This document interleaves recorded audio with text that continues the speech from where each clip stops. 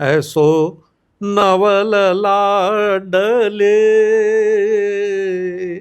राधा संग निरतत लपटी झपटी कान्हा ऐसो नवल। अब अगर आप इसको स्पष्ट गाते हैं तो ऑडियंस भी समझ रही है कि ऐसो नवल लाडली राधा संग निरतत लपटी झपटी कांधा, तो उसको भी समझ में आएगा कि यार ये कुछ कह रहे हैं। अब उसमें आप कितना इम्प्रोवाइज कर सकते हैं। नवल लाडली नवल लाडले राधा ऐसो नवल लाडले राधा।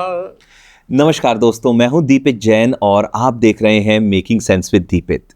दोस्तों, आज का हमारा एपिसोड बहुत ही खास है।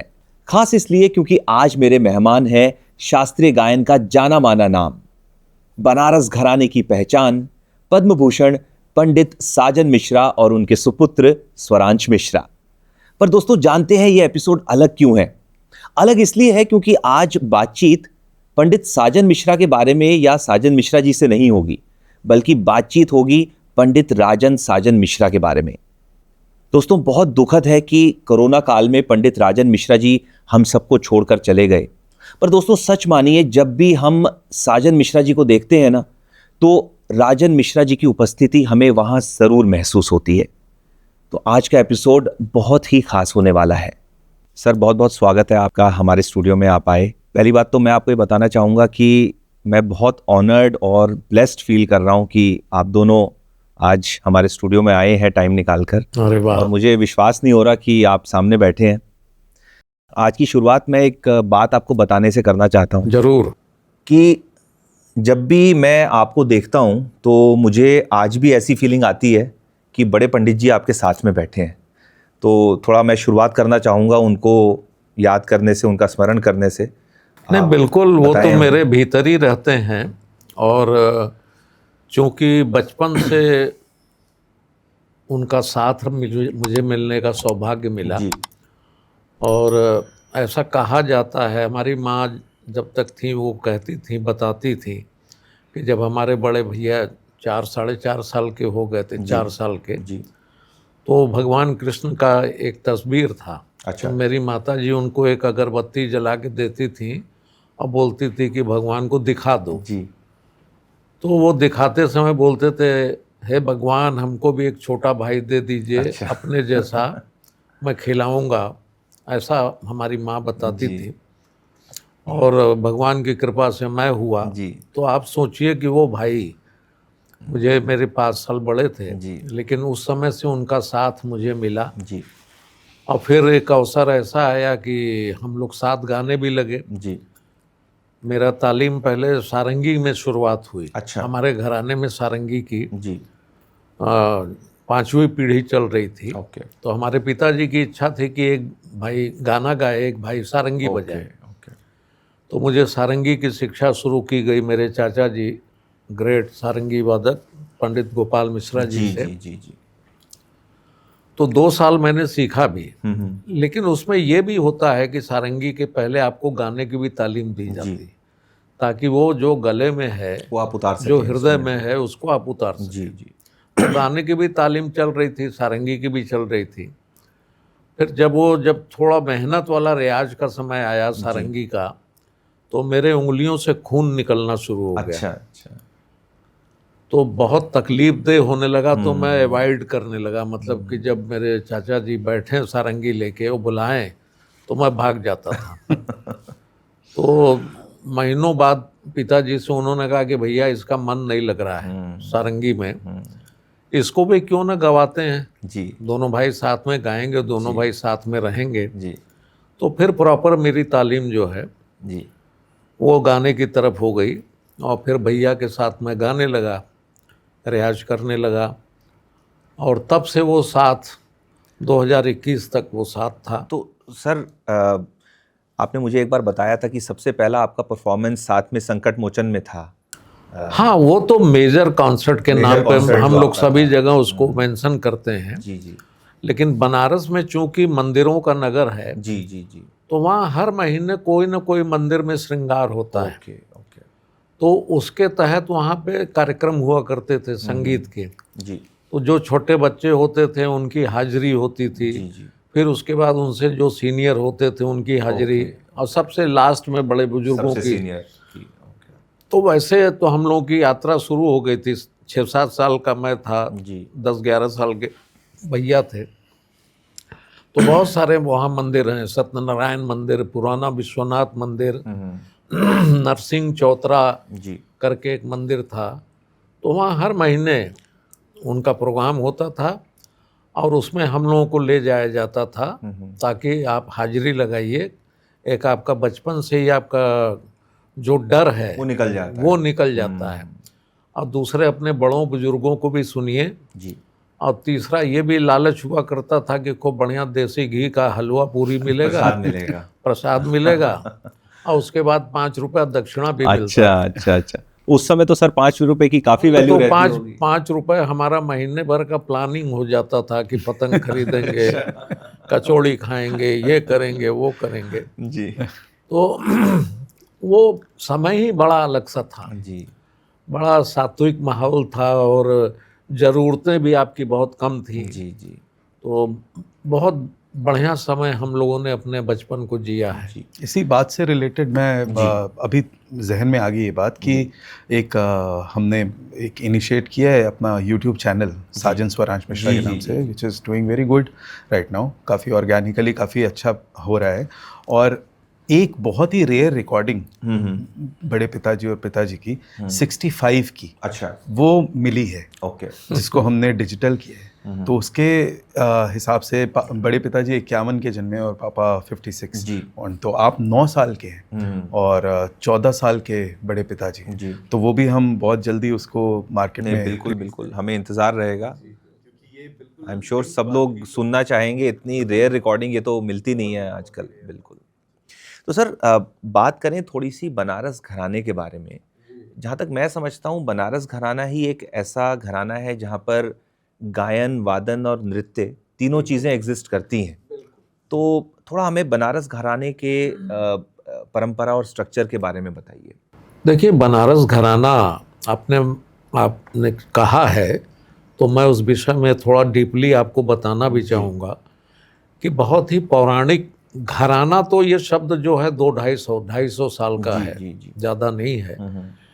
लेकिन जो संगीत की उत्पत्ति जैसे मानी जाती है कि शंकर के डमरू से, जी तो शंकर जो हैं कहाँ विराजते हैं? काशी में विराजते जी। हैं। और 4th सेंचुरी से रिसर्च हुआ है ओके कि वो कभी रुइंड नहीं हुआ, कभी ध्वस्त नहीं हुआ। अच्छा। बनारस ओके और ऐसी मान्यता है कि संसार का कोई भी शहर अगर मान लीजिए कि ऐसा होता है विलुप्त हो जाए, लेकिन बनारस विलुप्त नहीं होने वाला है, क्योंकि वो शंकर की त्रिशूल पे बसी हुई काशी है। ओके। उत्तर वाहिनी गंगा बहती है वहाँ। तो चूंकि मंदिरों में पहले तो संगीत मंदिरों में था, जी तो मंदिरों से निकल के वहाँ देवदासियां भी थी। पूरे हमारे भारतवर्ष के जितने भी मंदिर थे उत्तर दक्षिण सभी जगह वहाँ पे अपने ब्राह्मण जो परिवार थे वो वहाँ पे गाते भी थे और देवदासियां भी गाती थी। जी तो वो सेवा होता था भगवान का। और उसके बाद में फिर वो धीरे धीरे वो राजा महाराजाओं का युग आया, तो राजाश्रय मिलने लगा। जी मंदिरों से ज़्यादा आपको अगर ऑनर और पैसा मिलता है तो निश्चित रूप से मनुष्य है उधर ही लालायित होता है। तो राजाश्रय के चक्कर में बहुत सारे आर्टिस्ट जो हैं ओके वो जाने लगे। अब बनारस के चूंकि आर्टिस्ट जो थे, कलाकार जो थे, वो बड़े धर्म को लेके बड़े कट्टर थे जी कि हम ऐसे स्टेट्स में नहीं जाएंगे जहाँ ज़्यादा मुस्लिम प्रभाव हो। जी जी जी जी जी जी। तो वो उन लोगों का जो मैक्सिमम जाना आना हुआ, तो भारतवर्ष के नेपाल में हिंदू राष्ट्र था, तो वहाँ जाते थे। वहाँ महीनों महीनों 6-6 महीने रहते थे, वहाँ राजा के सामने अपने संगीत को प्रस्तुत करते थे। और इधर हमारे रायगढ़ महाराज वो हिंदू राज्य की तरह था, तो वहाँ जाते थे। ओके। अब वो पटियाला भी गए, मान लीजिए ग्वालियर भी गए, गाए बजाए वापस आ गए, टिके नहीं। तो इसलिए उन, अब चूंकि ये बड़े स्टेट्स थे, पटियाला है, ग्वालियर है, तो अब चूंकि उस स्टेट में आप रहेंगे नहीं, आप गए एक प्रोग्राम गा के आ गए, तो उतनी ज़्यादा आपकी प्रशंसा या जो भी है नहीं रहेगी कायम। बिल्कुल बिल्कुल। कि भाई आए थे फलाने मोमेंटरी पंडित जी, होएगा वो। हाँ बस। तो उसकी वजह से हिस्ट्री में धीरे धीरे ये हो गया कि बनारस में सिर्फ गायिकाएं हैं, गायक नहीं है, गायक हैं कम है। लेकिन वो ख्याल नहीं गाते हैं, ठुमरी ही गाते हैं। Okay okay. तो मेरे बड़े भाई साहब को ये बात बड़े मन में लगी थी कि बनारस इतना पुराना घराना होते हुए भी इसको लोग ध्रुपद धम्मार ख्याल से नहीं जोड़ते हैं, सिर्फ ठुमरी से जोड़ते हैं। जी जी। जबकि वहाँ की गायिकाएं जो थी पहले ख्याल गाने के बाद ही ठुमरी गाती थी जी। चाहे वो सिद्धेश्वरी देवी हो, चाहे राजेश्वरी बाई हो, चाहे गिरजा देवी जी हो, पहले ख्याल गाने के बाद ही गाती थी जी। लेकिन अक्सर ये होता है कि बाद वाले का अप्रिसिएशन ज़्यादा होता है। जैसे हम ही लोग हैं, बहुत 1.5 घंटा कोई बहुत बड़ा राग गाए, बिहागड़ा गा के उठे, उसके बाद भजन साहब भजन याद रहेगा सब। तो लोग बोलते हैं अरे साहब क्या भजन हुआ है जी। तो इस तरीके से ख्याल को भूल जाते हैं। तो इस तरीके से ये सारी कहानियां रही। तो हमारे बड़े भाई ने 40 साल तक प्रण किया जब तक बनारस के गायकी को स्थापित नहीं कर लेंगे अच्छा। ख्याल में, तब तक हम ठुमरी नहीं गाएंगे। ओके। तो जब उनको लगा कि अब वी हैव अराइव्ड, हाँ तब ठुमरी आप लोगों ने, हाँ, जब हम लोगों की शुरुआत हुई, आप सोचिए कि 72 73 से हम लोग मार्केट में आ गए। जी। धीरे धीरे राजन साजन चर्चा हो गई। तो लोग बनारस घराना नहीं बोलते थे, लोग बोलते थे कि बनारस से 2 युवा कलाकार आए हैं, इनका नाम है श्री राजन मिश्र, श्री साजन मिश्र, ये अपनी संगीत की प्रस्तुति देंगे। तो उस समय उनके मन में ये हुआ कि यार सारे जगह के जो हमारे सामने के घराने हैं वहाँ घराना लगता है, हमारे बनारस घराने को घराना नहीं कहा जाता, बनारस से आए हुए। तो उन्होंने ये निश्चित किया, जबकि इसका विरोध हमारे पिताजी ने भी किया। अच्छा। कि यार कहने दो जिसको जो कहना है। बनारस तो चारों पट की गायकी का स्थान रहा है। यहाँ छंद, प्रबंध, निबंध, ध्रुपद, धम्मार, ख्याल, टप्पा, कजरी, चैती, हर चीज प्रेजेंट है, होरी, मतलब इतना बड़ा कैनवस का गाना तो किसी घराने में है ही नहीं। बिल्कुल बिल्कुल। तो जिसको जो कहना है, लेकिन भैया ने कहा कि नहीं आप नहीं समझ रहे हैं, मेरे दिल में जो है मैं ये इसलिए गाऊंगा ठुमरी, जब इस्टेब्लिश्ड हो जाएगा हमारा गाना।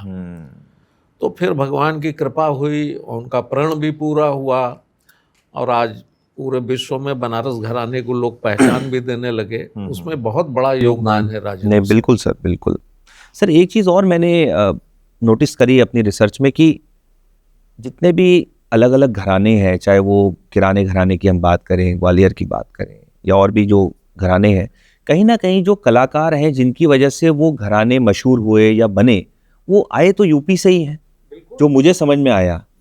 तो ये आप थोड़ा सा बताइए, क्योंकि ये ऑडियंस को पता नहीं है ये चीज़। नहीं देखिए, बहुत मज़े की बात आपने पूछी है।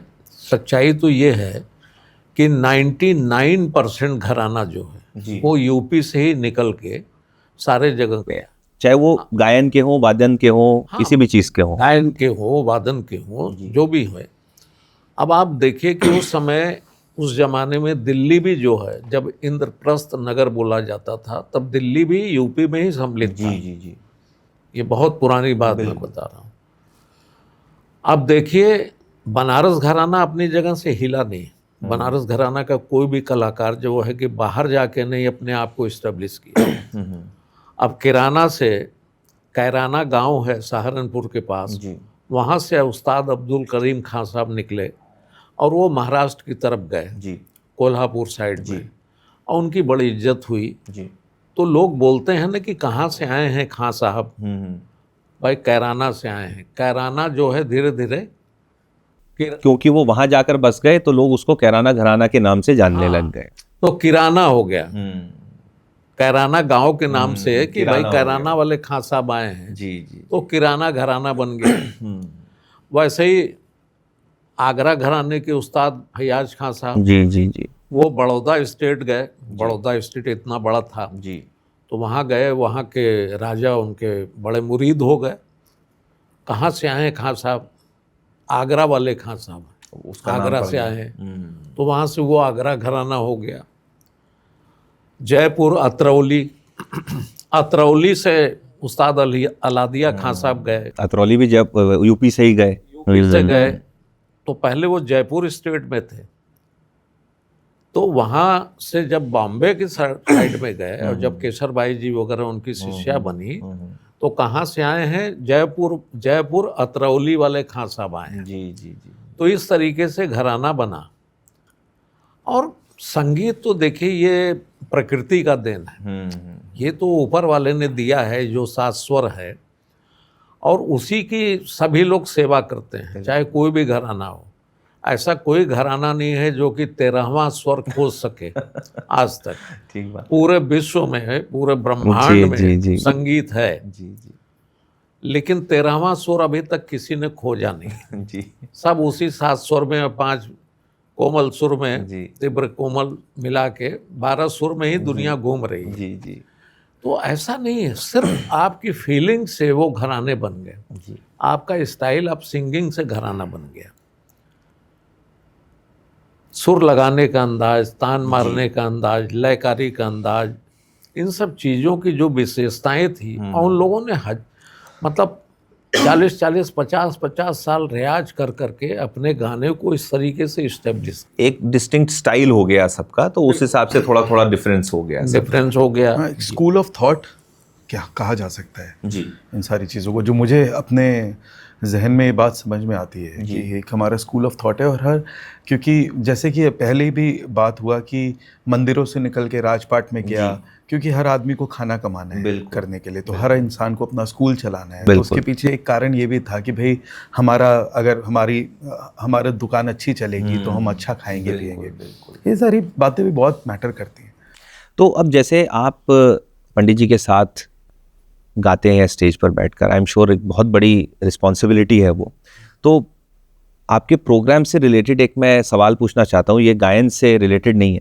मैं जानना चाहता हूँ कि आपको क्या लगता है कि जो तबला प्लेयर आपकी संगत करते हैं, गायन में संगत करना और वादन के साथ संगत करना, इंस्ट्रूमेंट के साथ, क्या डिफरेंस होता है इसमें? मतलब आप लोग क्या फील करते हैं कि तबला प्लेयर जब आपके साथ बजा रहा है तो वो किस तरीके से बजाए, और वही तबला प्लेयर शायद किसी इंस्ट्रूमेंट के साथ बजाएगा तो मे बी उसको किसी डिफरेंट पैटर्न से बजाना पड़ेगा।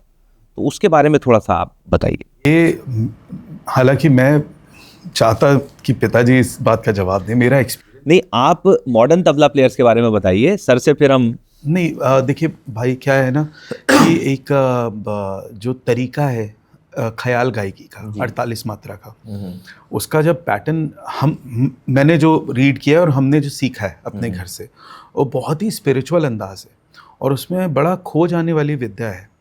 और यूजुअली ऐसा महसूस होता है कि जो भी अगर डिस्टर्बिंग तबला चल रहा है, जैसे हमारा 48 मात्रा चल रहा है, उसके जो भी सम है, खाली है, उसके बीच में भी अगर भरावट आने लगता है तो वो कहीं ना कहीं ख्याल गायकी को डिस्टर्ब करता है। उसमें उतना एक्शन की ज़रूरत नहीं है। हालांकि हम जब मध्य लय और द्रुत की तरफ बढ़ते हैं तो वहाँ पे एक ज़रूरत भी पड़ती है, तबले वाला दिखा सकता है, बिल्कुल दिखा सकता है। लेकिन जब हम ख्याल गायकी कर रहे होते हैं तो उसमें बहुत ही शांति, बहुत मौन, क्योंकि शुरू से जैसे बड़े पापा से भी जब भी बातचीत होता था, वो हमेशा बोलते थे कि यार संगीत में मौन नहीं रहेगा तो संगीत नहीं पैदा होगा। तो वो मौन तलाशने के लिए, तो गायकी के लिए बड़ा ही नियम संयम की ज़रूरत पड़ती है तबला वादक को, क्योंकि उसको बहुत ज़्यादा देर तक कुछ एक्शन करने का मौका नहीं मिलता है। और तबला एक अच्छी हरकत वाली चीज़ है, बिल्कुल एक एक्शन पैक्ड इंस्ट्रूमेंट है जिसमें बहुत सारी चीज़ें हो सकती हैं। तो ये गायन के साथ स्पेशली एक बहुत ही मैच्योर थॉट वाले तबले वादक जो हैं वो बहुत अच्छा कार्य होता है। उसकी वजह से, उन्हीं की वजह से हमारा ट्रैक भी कंट्रोल रहता है। मतलब मैं जीवन भर मैंने आई तबला प्रो पे हमेशा रियाज किया था, तो अभी जब मैं बैठता हूँ तो कोई भी हमारे साथ जनाब होते हैं तो मैं बोलता हूँ कि वो जो आखिरी का तिरकेट है ना, उसको ज़रा मुझे याद दिला दीजिएगा कि मेरा जगह आने वाला है। हालांकि पिताजी लोगों ने तो इस तरीके से रियाज किया कि वो रिदम अंदर चल रहा था, लेकिन अपने को इस तरीके की ज़रूरत पड़ती है, तो मैं उनसे वो इसी डिमांड बात कर पे लेता एक हूँ। बात याद आ जी, गई। जी, जी। वो मैं वही बोल रहा था कि एक बहुत बड़े हमारे तबला वादक, वो कहानी संगत सुनिए आप। सम्राट पंडित किशन जी महाराज जी जी बिल्कुल सर। मेरे मामा जी लगते थे। जी उन्होंने एक दिन अचानक कहा, बहुत अच्छे मतलब 60-65 का उम्र जब उनका हो गया था, उन्होंने एक दिन ऐसे ही, हम लोग बैठे हुए थे, हमारे घर आते थे वो, 15-15 दिन रहते थे। बोले यार राजन, भैया का बोले, अरे यार राजन, बोले जी, बोले जब मैं 19 से 20-21 साल तक का हुआ तो मुझे डांस बजाने का आइडिया हो गया कि डांस को किस तरीके से बजाया जा सकता है, कैसे संगत करनी है। कैसे संगत करनी है, ये आइडिया मुझे मिल गया। और फिर 25 से 27-28 की उम्र में मुझे इंस्ट्रूमेंट बजाने आ गया। जी समझ आने लगा कि कितना ज़रूरत है, हर आर्टिस्ट का अपना एक डिमांड होता है, इंटरनली डिमांड होता है, तो उसके अकॉर्डिंग मुझे बजाने से वो भी कंफर्ट रहेगा। बिल्कुल। लेकिन ये जब मैं 50 साल का हुआ तब मुझे एहसास हुआ कि गाने का संगत जो है वो इस तरीके से होनी चाहिए। तो 50 साल की उम्र के बाद में मुझे ये अनुभूति हुई कि गाना बजाना सबसे मुश्किल है, क्योंकि आपको बहुत ही नियंत्रित रहना पड़ता है। जब तक विलंबित चलता है तो वो पूरे सारे सर्कल को हमको प्योरली विलंबित भरना है, उसमें हमको कोई हरकत नहीं करना है। हमको 3 ताल 1 ताल, जब झपताल आएगा द्रुत में मध्य में, तब हम अपना बजावें। तो ये सबक जो है ये बहुत ही मुश्किल है बेटा, और ये अब आके 50 साल की उम्र में मुझे ये और ये बात एहसास हुआ। पंडित किशन महाराज के मुंह से हाँ, निकलना कितनी बड़ी बात है। जिनको संगत सम्राट की उपाधि बिल्कुल, मिली, बिल्कुल। और हम लोगों के साथ हमारा सौभाग्य रहा हम लोगों का कि कम से कम 10-12 कॉन्सर्ट उन्होंने बजाया है। आप लोगों के साथ। हाँ, तो बहुत प्यार करते थे हम लोगों को, और हम लोगों के साथ में बहुत ही एक अलग सा बॉन्डिंग था उनका। और पिताजी लोगों की एक गायकी का अंदाज ये भी रहा, ऑन स्टेज इम्प्रोवाइजेशन, जी जो ख्याल आ रहा है, इसके ये बहुत इम्पॉर्टेंट बात थी जानने की। वो भी देखिए, हर गुरु सारी बात बताता नहीं है, जी लेकिन आप लोग हमेशा ये बात बोलते थे कि आज जो हम मालकौंस गाएंगे कल वो मालकौंस नहीं हो। बिल्कुल बिल्कुल। वो इस वजह से नहीं होता क्योंकि अगले दिन के अपने शारीरिक और मानसिक एक्सेप्टेंस जो है जी कि आज मैं अलग हूँ, वो उस गाने को अलग कर देता है। तो कोई कभी कोई तान सरगम एक पैटर्न पे ज़रूर है, लगा रहता है, लेकिन हमेशा इम्प्रोवाइजेशन जो है वो समय दर समय, परत दर परत चेंज होता होती रहता रहती है। तो बिल्कुल। उसके लिए भी वो जो शांति वाली संगत है बड़ी ही ज़रूरी हो जाती है। सर आई एम श्योर कभी ऐसा भी हुआ होगा कि बड़े पंडित जी के साथ आपका कॉन्सर्ट है, तो कोई ऐसा वाकया आपको याद हो कि ग्रीन रूम में आपने एक रात को रिहर्स किया और स्टेज पर जाकर उनका मूड बदल गया सडनली। नहीं, ये तो मेरे बड़े भाई साहब हमेशा एक प्रयोग करते थे। अच्छा। होता यूँ था कि ग्रीन रूम में बैठे क्या गाएं, तो चलो समय के हिसाब से ये राग गा लेते हैं। जी अब वो मिला लिया, सब ट्यूनिंग कर लिया, और स्टेज पे गए तो कर्टन खुला तो देख रहे हैं कि यहाँ तो बड़े अच्छे अच्छे कलाकार, विद्वान कलाकार बैठे हैं। अच्छा, ऑडियंस के हिसाब से। हाँ, तो ऑडियंस को देखते ही उनका मूड बदल जाता था। अब मान लीजिए मियाँ मल्हार का मूड बना हुआ है, सामने कुछ और विद्वानों को देख लिए तो बोले चलो आज गौड़ मल्हार गाते हैं। अच्छा। कभी बागेश्वरी मिला के, कभी बिहागड़ा पे आ गए, मतलब वो सडनली उनका, और क्या ट्यूनिंग था उनका इंटरनल अपना, कि वो बहुत मुश्किल काम है। जी बिल्कुल। तो ये प्रयोग वो करते थे और उस प्रयोग में मैं फंसता था। लेकिन उन्हीं की कृपा थी और मेरे गुरुओं की कृपा थी, मेरे पिताजी चाचा जी की, कि मुझे 2 से 3 मिनट लगते थे उसमें रमने में। रमने। और मैं रम जाता था, किसी को पता भी नहीं चलता था कि ये सब कहानी बैकग्राउंड की है। बैकग्राउंड में हुई है। तो ऐसे बहुत सारे मतलब आप समझ लीजिए 85% कार्यक्रम ऐसे ही हुए अच्छा, हैं। ओके। इवन रेडियो में हम लोग जाते थे, ऑल इंडिया रेडियो में, तो वहाँ तो एक शेड्यूल आता था बिल्कुल, बना के कि 8:10 से आपको 8:40 तक ये गाना बिल्कुल। है, 11:10 से इतना आधा घंटा ये गाना है, रात को 9 से 9:15 ये जी। गाना है। तो वहाँ खुद वहाँ के जो आर्टिस्ट होते थे रेडियो के, तानपुरे वाले हैं, तबले वाले हैं, या और कोई भी कलाकार आ गया, जी।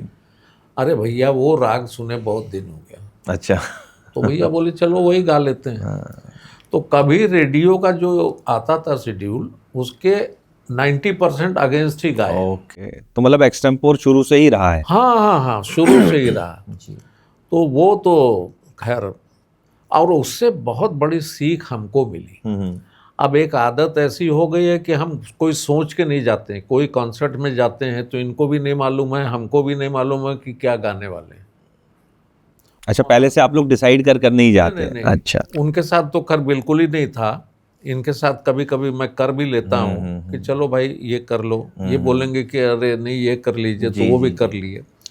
लेकिन मेरा ये है कि वहाँ जाने के बाद में जब तानपुरा वगैरह मिलता है, तो उस समय अचानक से माँ सरस्वती की प्रेरणा मिलती है, मेरे सब गुरुओं की प्रेरणा मिलती है कि यार ये गाओ, तो वो गा देते हैं, कोई पहले से डिसाइड करके नहीं। तो अब आदत ही ऐसी पड़ गई है। आदत पड़ गई। हाँ, बिल्कुल। प्लस एक चीज और था ना कि आप लोगों का कार्यक्रम भी किसी के कार्यक्रम के बाद है। हाँ जी, हाँ जी, हाँ जी। अब वो कौन से, बिल्कुल, कहाँ पे छोड़ा उन्होंने। उसके पहले हम कैसे डिसाइड करें? बिल्कुल, बिल्कुल। अच्छा, पूछना भी एक अच्छी बात नहीं, है। नहीं, नहीं, बिल्कुल। लेकिन दीपित भाई, मैं यहाँ पे ऐड करूंगा और पापा से बोलूंगा कि इस बात के ऊपर भी थोड़ी सी और प्रकाशित करें। ये सुनने की विद्या, संगीत की शिक्षा जो है, वो सिर्फ अपने गुरु के साथ बैठ के उसकी बातों को रिपीट करने की विद्या नहीं है, या अकेले बैठ के बहुत सारा गाना गाने की विद्या नहीं है। अब्सॉर्ब करना बहुत जरूरी है। करना बहुत जरूरी है। और इसलिए मैं बोलूँगा कि आप लोग जब भी दोनों बैठ के गाते थे, तो दादाजी हमेशा पिताजी को चुप करा देते थे, कहते सुनो। अच्छा, मैं चाहूँगा कि वो बात, नहीं, बिल्कुल सर, ये तो बहुत इंटरेस्टिंग चीज़ है। क्या है, उस जमाने में भाई बच्चे थे, स्कूल में पढ़ते थे, खेल की तरफ ज़्यादा मन लगता था, तो पकड़ के बुलाए जाते थे जी। कि राजन बैठ के गा रहे हो, तुम खेल रहे हो। तो अब आ गए, बैठ गए, चलो गाओ। अब गाना शुरू किए, एक दो सुर और लगाए, कुछ आलाप में बढ़त किए, फिर भैया को कुछ सिखाने लगे तो वो करने लगे, तो उसके बाद मैं रिपीट करने, सुनो बेटा। अच्छा। तो ये जब पूरे 2 घंटा के जर्नी में आपको सुनो सुनो सुनो, तो मन ही मन में बड़ा वो होता था कि यार फिर क्यों बुला के, अच्छा भला खेल रहा था मैं। अच्छा भला खेल रहा था, सुनो सुनो सुनो सुनो। लेकिन उस समय ये नहीं मालूम था कि ये सुनना ही गाना सिखा देता है। अगर आपको सुनना आ जाए, आपको ऑब्जर्वेशन आ जाए, तो आप गाना सीख सकते हो। तो वो ठहर जाना, आप ये देखिए कि जब तक मेरे बड़े भाई थे, मैं उनके साथ गाता तो था, लेकिन 80% ऐसे कॉन्सर्ट्स हैं जिसमें कि वो 80% गाए हैं, मैं 20%। बिल्कुल, बिल्कुल, बिल्कुल। और वो बड़ा भारी सक्सेस का कारण है, डुएट के सक्सेस, डुएट के। क्योंकि अगर आप निश्चित कर लिए कि एक आवर्तन मैं गाऊंगा, एक आवर्तन मैं गाऊंगा, एक आवर्तन मैं गाऊंगा, बिल्कुल, तो उससे क्या है कि एक कंपटीशन जैसा चलता रहता है। जी जी जी, तो वो शांति नहीं उपस्थित हो पाती। बिल्कुल। तो हम लोगों के गाने में एक तो पॉज बहुत था, और दूसरा ये है कि एक दूसरे को सुनना है। जहाँ जगह मिलता था वो मेरे तरफ खाली ऐसे इशारा करते थे, मैं वहीं से शुरू हो जाता। लेकिन वो जगह दिखना, ये भी आना गुरु की कृपा से ही है। बिल्कुल। तो ये जीवन में बहुत कुछ सिखला गया। तो सर, आई एम श्योर सिर्फ गाने में ही नहीं, किसी भी फील्ड में हमारी इतनी ऑडियंस देख रही है, तो मैं तो यही समझाऊं आपकी बात से कि हम कोई भी चीज़ कर रहे हैं, कोई इनफैक्ट डॉक्टर भी बनना चाहता है, तो अपने गुरु को सुनना और उस चीज़ को ऑब्जॉर्व करना बहुत ज़रूरी है। हाँ, गुरु की बात जो है ना, हमारे यहाँ तो कहा गया है कि गुरु की बात को पत्थर की लकीर समझो। बिल्कुल, बिल्कुल। लेकिन अब ये है कि आज के जो युवा पीढ़ी के लोग जी, गुरु की बातों को सुनना ना सुनने के बराबर सुनते हैं, तभी उनके अंदर में वो बेचैनी है। गाना बजाना जो है बहुत ही धीरज का काम है, पेशेंस का काम है। आपका हृदय जितना शांत रहेगा, जैसा चित्त में है वैसा बाहर आपको मिलेगा। बिल्कुल। फोटोकॉपी। जी। अब आपका चित्त अशांत है तो वैसा ही फोटो भी निकलेगा अशांत। आप बेचैन हैं तान मारने के लिए, क्योंकि तान का ही रियाज ज़्यादा लोग करते हैं। बिल्कुल। तो आपको बस ये है कि मेरी जगह मिल जाए, मैं तान मारना शुरू कर दूं। अब तान भी कितना मारोगे? गिन लिया जाए अगर उंगलियों पे तो 10 से 12 से ज़्यादा तान कोई मार ही नहीं सकता है। जी। कारण ये है कि आप बेचैनी में हैं और वही 10-12 तानों का रियाज किए हुए हैं। कहाँ ज़रूरत है? मिडिल पाथ पे कितना तान की ज़रूरत है, अपर पार्ट में आपको कितना तान की ज़रूरत है। एक सिलसिला होना चाहिए। आप स्टेयर पे चढ़ते हैं तो आप फर्स्ट स्टेप पे पैर रखते हैं, फिर सेकंड पे, फिर थर्ड पे। बिल्कुल। अब आप सीधे एक टांग उठाए और चौथे स्टेप पर रखेंगे तो आपके पैर को तकलीफ होगी। बिल्कुल। है ना? बिल्कुल। तो आप उस तकलीफ को समझने के लिए आपके अंदर में वो धीरज होना चाहिए कि कोई भी चीज़ है, हम अब खाना ही है, खाना हम परोसते हैं जी। तो हर चीज़ का सलीका रखते हैं। आप चटनी इतना रखें, आप चटनी इतना रख दिए, अचार इतना रख दिए, दाल चावल इतना रख दिए, उसका प्रपोर्शन जो है वो कैसा होना चाहिए, थाली देखने में कैसी खूबसूरत होनी चाहिए। तो जब आप आकर्षण नहीं पैदा करेंगे किसी भी चीज़ में, तब तक लोग कैसे प्रभावित होंगे? क्योंकि after all classical music audience oriented ही है। ऑडियंस सेकेंडरी है। अच्छा। देखिए, पहले तो स्वांतः सुखाय है। जी जी जी जी। आपके अंदर बैठा हुआ परमात्मा को आपको रिझाना है। ओके।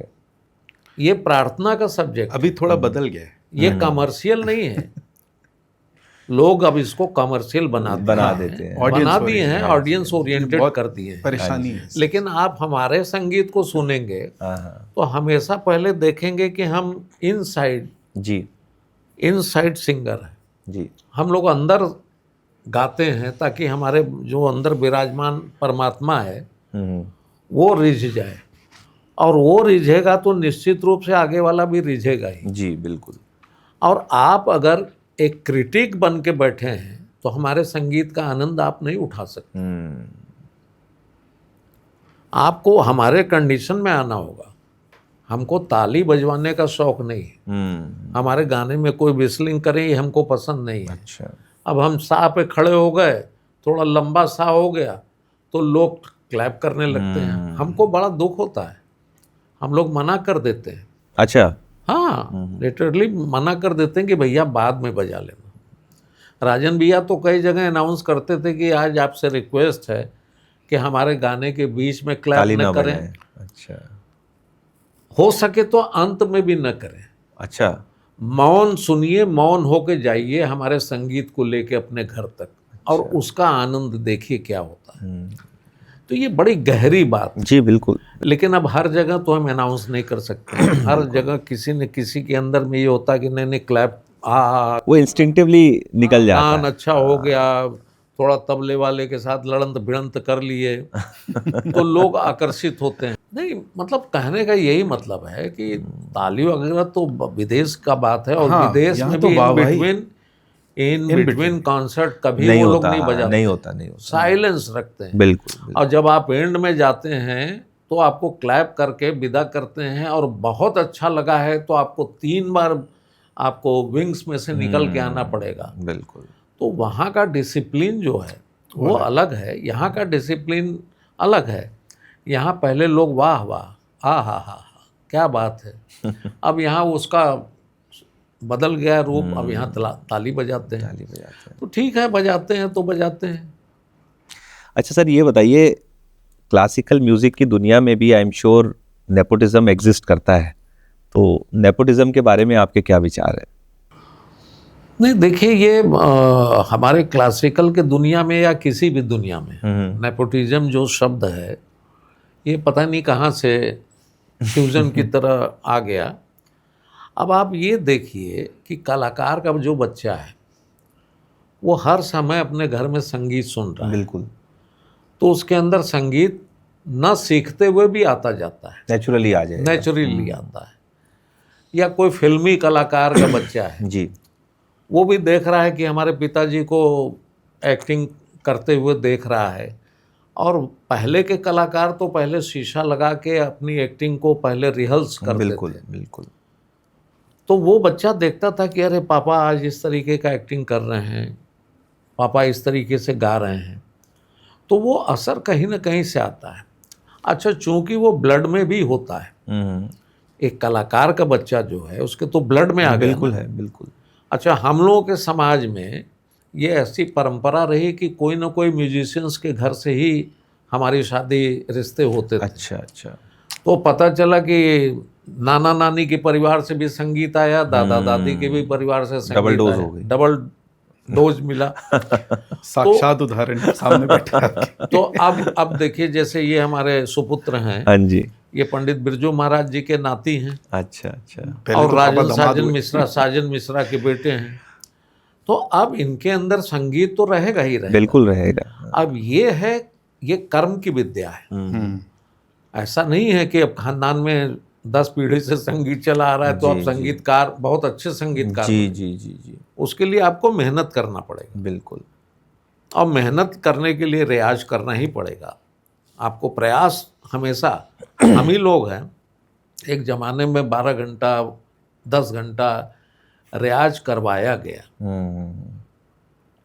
जबकि हमारे यहाँ पीढ़ी दर पीढ़ी संगीत ही आ रहा था। लेकिन नहीं, रियाज करना है। अब ये बर्तन है, ग्लास है या शीशा का कुछ भी पॉट है, ये अगर धूल इस पे पड़ा रहेगा तो इसकी कोई कीमत नहीं। बिल्कुल इसको आपको कपड़े से साफ ही करना पड़ेगा। बिल्कुल। तो आपके अंदर जो धूल पड़ी हुई है उसको साफ करने के लिए आपको रियाज करना पड़ेगा। तो रियाज से उसमें चमक आ जाएगा।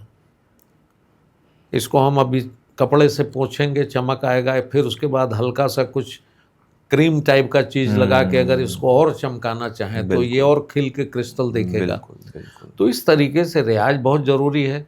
अब नेपोटिज्म इसलिए लोग कहते हैं कि अरे भैया ये तो अपने बच्चों को प्रमोट कर रहे हैं। प्रमोट लेकिन कर, उसके साथ एक फॉल बैक भी है भाई।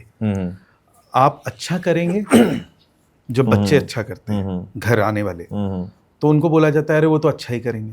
क्योंकि वो तो फ्लागर आने से है। हाँ, अगर नहीं करेंगे तो प्रेशर बहुत है।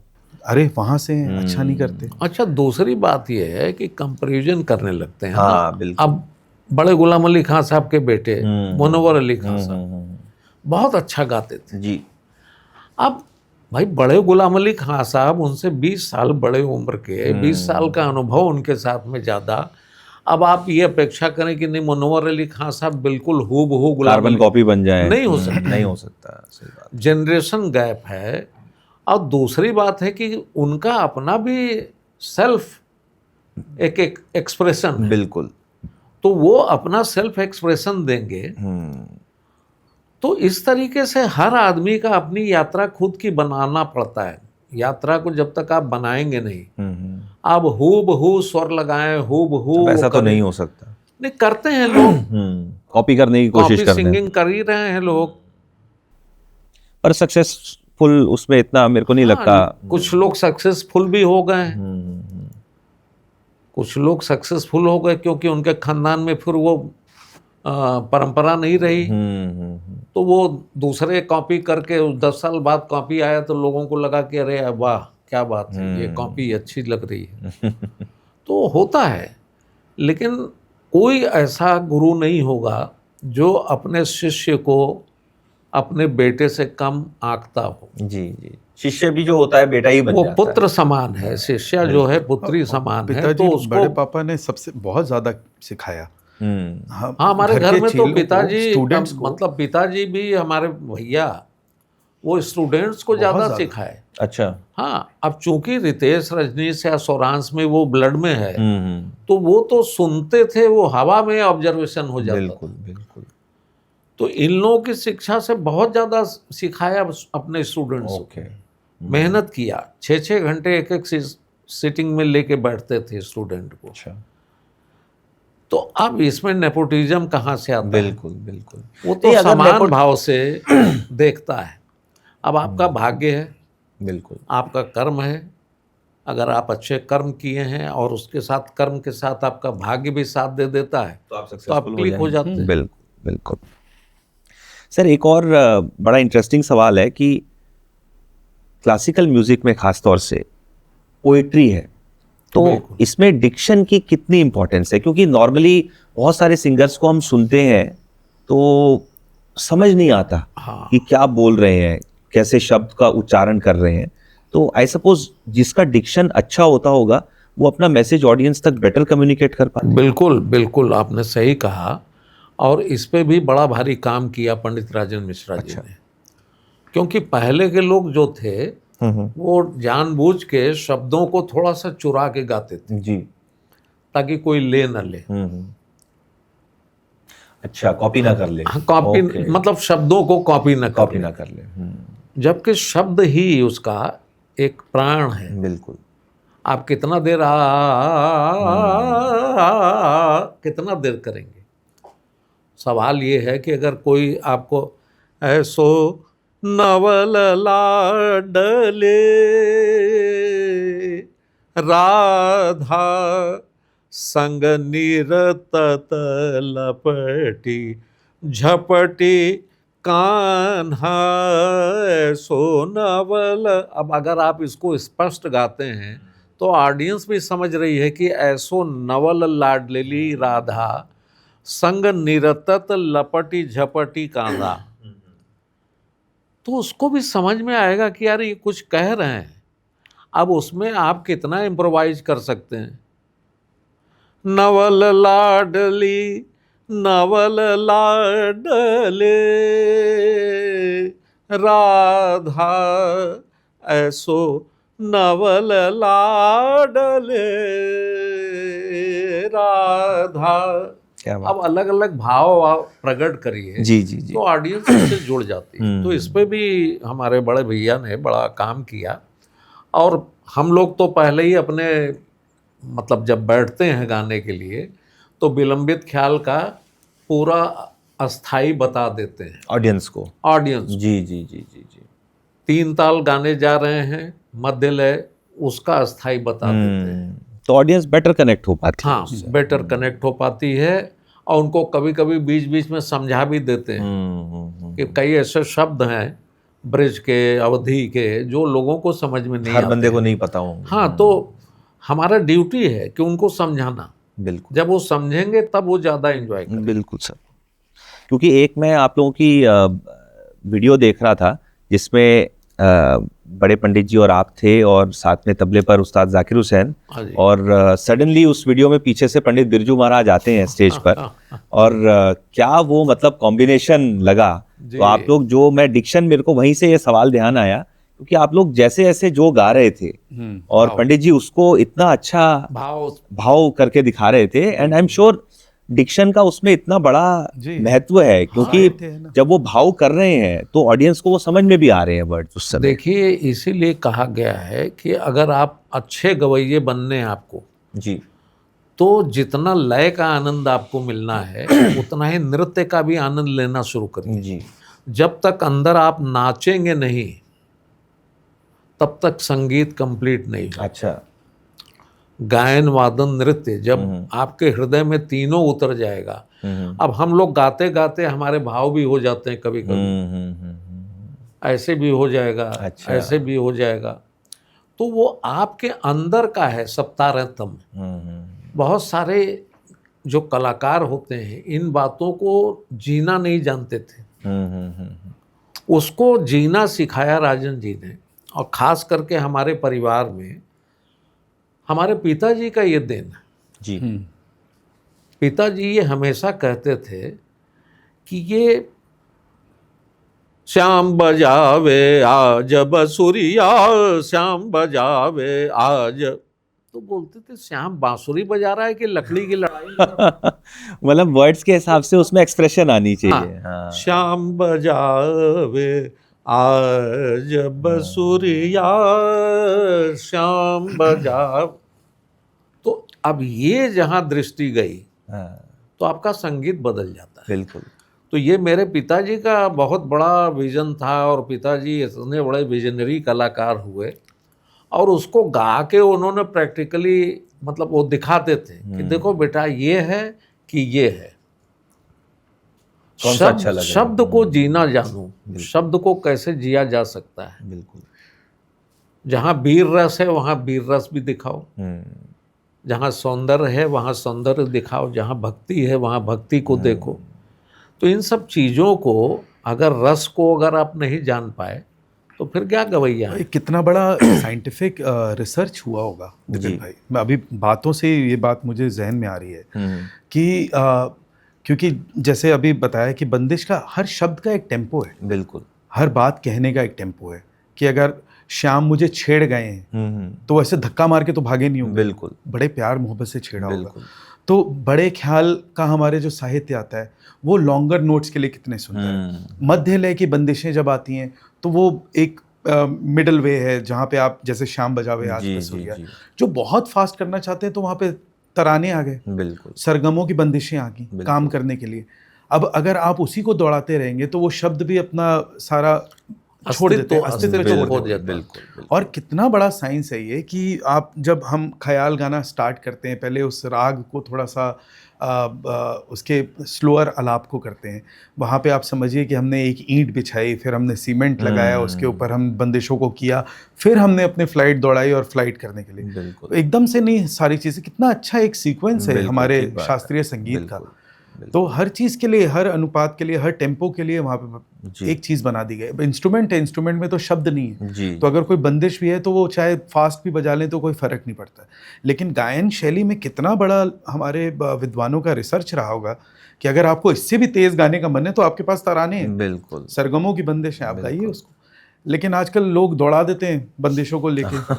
अभी मैं पीछे सुन भी रहा था, इसी तरीके की बात हो रही थी कि भाई शाम मुझे छेड़ गए, इतनी ज़ोर से वो चल रहा है कि कान्हा मोहे छेड़ गए, कान्हा मोहे छेड़ गए, मतलब धक्का ही मार के भागे भाई। ऐसे थोड़ी। आपने एक बार मुझको एक किस्सा सुनाया था 1965 में सलामत नज़ाकत जी के कॉन्सर्ट का, तो उसमें सारंगी के साथ बड़ा अच्छा कॉम्बिनेशन बना, तो उसके बारे में थोड़ा बताइए। नहीं, एक बार बनारस में जब उस्ताद नजाकत सलामत अली खां साहब आए जी, और हमारे चाचा जी पंडित गोपाल मिश्रा जी सारंगी पे और उस्ताद अल्लाह रखा खां साहब तबले पे थे, और बहुत ज़बरदस्त ठंड थी। अच्छा। दिसंबर का महीना था, दिसंबर लास्ट। तो वहाँ डॉक्टर भानुशंकर मेहता संगीत परिषद का एक कार्यक्रम था जी, तो उसमें अनाउंस हुआ कि पाकिस्तान से 2 शेर आए हैं। अच्छा। और हिंदुस्तान के 2 शेरों से उनका मुकाबला है। अच्छा। ऑडियंस को जरा रिचार्ज करने के लिए इस तरीके की इंडिया पाकिस्तान मैच हो गया। तो वो बड़ा जबरदस्त प्रोग्राम हुआ। हम 9-10 साल के रहे होंगे, लेकिन वो मुझे याद है। इसलिए याद है कि ऐसा गाना उन लोगों ने गाया। वो मतलब उनका पहनावा भी याद है मुझे। चाचा जी ले जाके मिलाए भी, तो दोनों भाइयों ने, हम दोनों भाइयों को अपनी दुआ भी दी। चूड़ीदार पैजामा, शेरवानी काले रंग की पहनी हुई, और उन लोगों ने गाया, ऐसा गाना गाया कि दिमाग पे उसका बहुत बड़ा असर हुआ। अच्छा। तो चाचा जी सारंगी पे थे, तो सारंगी पे 2 बो लेके बैठे थे वो। अच्छा। क्योंकि उसमें रजन लगता है, तो रजन जब खत्म हो जाता है तो थोड़ा सा उसका साउंड बदल जाता है बो का। तो इसलिए चूंकि 2 भाई गा रहे हैं तो कोई चीज मिस नहीं होना चाहिए, तो 2 रजन लग के फटाफट दूसरा बो उठाया, और दूसरा बो उठाया, शुरू हो गया। तो उसमें एक गाते गाते सलामत खां साहब अपना 12 सुर की तान मारते हैं। अच्छा। तो उसमें वो 12 सुर का तान वैसे ही उस जमीन पे वो बजाते हैं। तो ऊपर अति तार सप्तक पे जाके सलामत खां साहब छोड़ दिए, सांस वहाँ उनकी टूटी, और वो बहुत मुश्किल तान है। लेकिन हमारे चाचा जी उसको नीचे तक ले आए।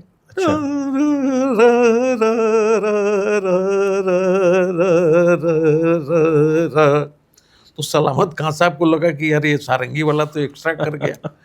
तो फिर वो वहाँ से शुरू हुए। अच्छा। और फिर वहाँ से वो नीचे आए और उनके साथ साथ चल रहा है। फिर नीचे आए तो फिर से यहाँ से स्टार्ट कर दिए चाचा जी। तो समय समय की बातें थी, और उस समय मतलब कंपटीशन वाला भी बात होता था ना, कि भाई गवैया ये चाहता था कि सारंगिया सेकेंडरी है, बिल्कुल। लेकिन वो ऐसे सारंगी वादक थे। और सलामत अली खां साहब कई जगह बोले कि जो संतुष्टि पंडित गोपाल मिश्रा जी के सारंगी से मिली वो हमें और लोगों के साथ गा के नहीं मिली। सब अच्छे हैं, लेकिन गोपाल जी जैसा संगतकार मैंने नहीं देखा।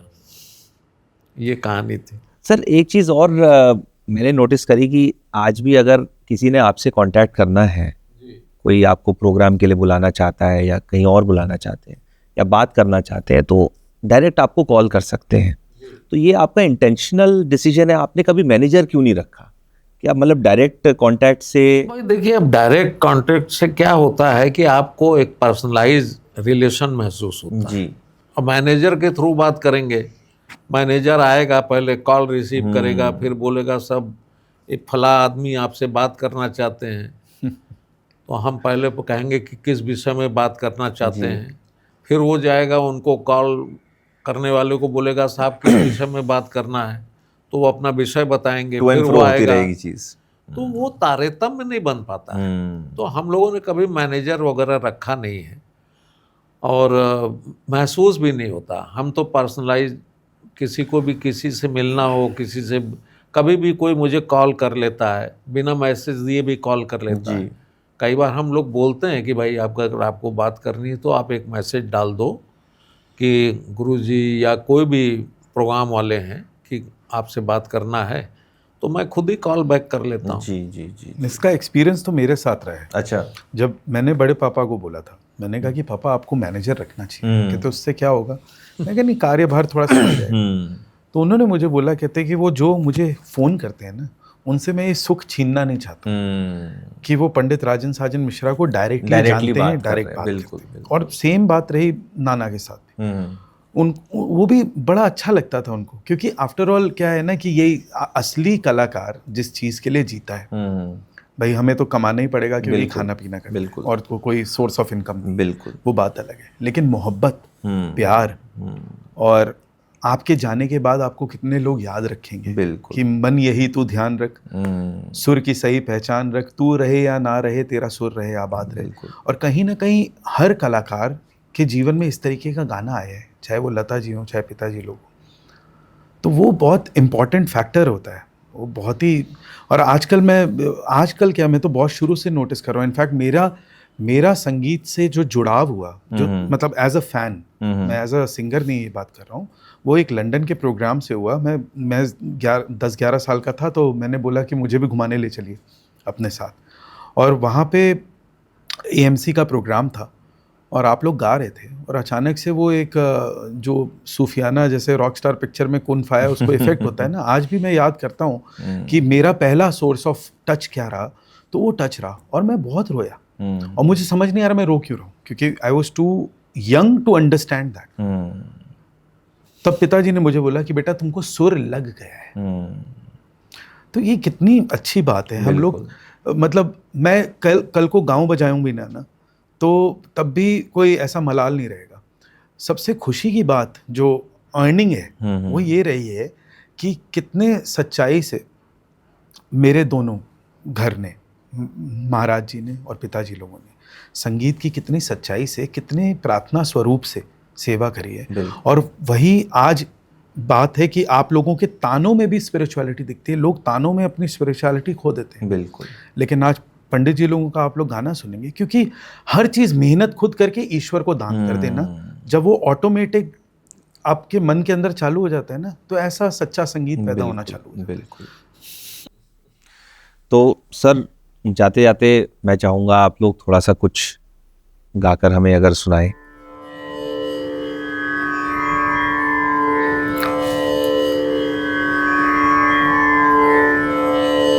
रे रे ना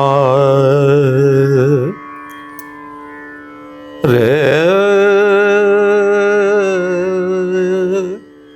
रे ना रे एक मारू बिहाग की रचना है। जी सर। रात के अलसाए पियरवा, जी सेजरिया नहीं आए पियरवा। जी वो 2 लाइन जी सर। ऐसे ही गा देते हैं। जी सर।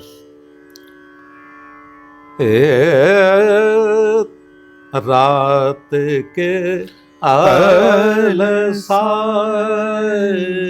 पियरवा, रात के अलसाए पियरवा, रात के अलसाए पियरवा, सेजरिया नहीं आए। हाँ सेजरिया नहीं आए पियरवा, रात के अलसाए पियरवा। एक नायिका कह रही है जी कि रात भर बाहर रह के अलसाए हुए तबीयत से घर आए हैं और मैं रात भर उनका इंतजार करती जी। रही सेज पे। जी यही छोटी सी बात है लेकिन बड़ी गहरी बात। बिल्कुल बिल्कुल। रात के अलसाए पियरवा, रात के अलसाए पियरवा, अरे सेजरिया नहीं आए पियरवा, सेजरिया नहीं आए पियरवा, रात के अलसाए पियरवा। अब इसका अंतरा देखिए। जी काहू कलवरिया मद सोछा में, काहू कलवरिया मद सोचा कावे। अब काहू कलवरिया का मतलब ये है, पहले कलवार जाति के लोग अच्छा वो मदिरा बनाते थे। ओके। तो इसमें देखिए कितना 100 साल पुराना शब्द जी, का प्रयोग हुआ जी है। जी काहू कलवरिया मद सोछा कावे, सौतन काहे बिरमाए। जब वो विस्की उसकी पी लिए तो किसी सौतन के यहाँ चले गए जी जी जी जी। और वहां से होके फिर घर आ रहे हैं, इसीलिए वो अलसाए हुए हैं। काहू कलवरिया मद सोछा गावे, सौतन काहे बिरमाए पियरवा, रात के अलसाए पियरवा, रात के अलसाए अलसाए अलसाए पियरवा। अब इसमें देखिए, अगर हम इस चीज को समझा दिए, किसी को समझाने में हम समर्थ हो गए तो वो चीज उन तक भी पहुंचेगी। बिल्कुल बिल्कुल। और इसमें कितने अनेक भाव, क्योंकि एक ही नायिका नहीं शिकायत कर रही है, हर पत्नियां अपने पति से शिकायत करती हैं कि तुम रात में जाते हो और खाना पीना दोस्तों के साथ में बैठते हो, मैं इंतजार या करती रहती हूँ। मैं इंतजार करती रहती हूँ, या किसी और के घर से हो के आ रहे हो। जी जी। तो अब उतनी, मतलब मान लीजिए कि 16 गोपियां हैं, तो 16 गोपियों का ये शिकायत है, तो कम से कम 16 प्रकार से इम्प्रोवाइज आप करेंगे, बिल्कुल बिल्कुल, तब जाके आपका गाना विस्तार पाएगा। बिल्कुल। तो ये हमारे घर की तालीम रही है जी। और उसी तालीम के जरिए हम कोशिश करते हैं कि वैसे इम्प्रोवाइज कर सकें और लोगों को समझा सकें। सर, आपको इतनी पास से बिल्कुल साक्षात बैठकर सुनने का सौभाग्य बड़े कम लोगों को प्राप्त होता है। नहीं, मुझे भी बहुत अच्छा लगा यहाँ आके आपसे बात करके, थैंक यू सर। और अपने पुराने यादों को याद करने से बहुत आनंद आ रहा है। Thank you sir. आप लोग आए, भैया आप आए स्टूडियो में, पंडित जी आए, आप लोगों का बहुत बहुत शुक्रिया। Thank you. ओके जी, थैंक यू। दोस्तों, आज की इस मुलाकात के बाद मेरे पास ज़्यादा कुछ कहने के लिए शब्द नहीं है। मैं सिर्फ इतना ही कहना चाहूँगा कि आपके लिए हम ऐसे ही स्पेशल गेस्ट्स लगातार लाते रहेंगे, हमारी पूरी कोशिश रहेगी, और उसके लिए हमें आपका ढेर सारा प्यार चाहिए। आप हमारे चैनल को ज़्यादा से ज़्यादा सब्सक्राइब कीजिए और हमारे वीडियोस को लाइक और शेयर कीजिए। मिलते हैं दोस्तों अगले एपिसोड में, तब तक के लिए गुड बाय।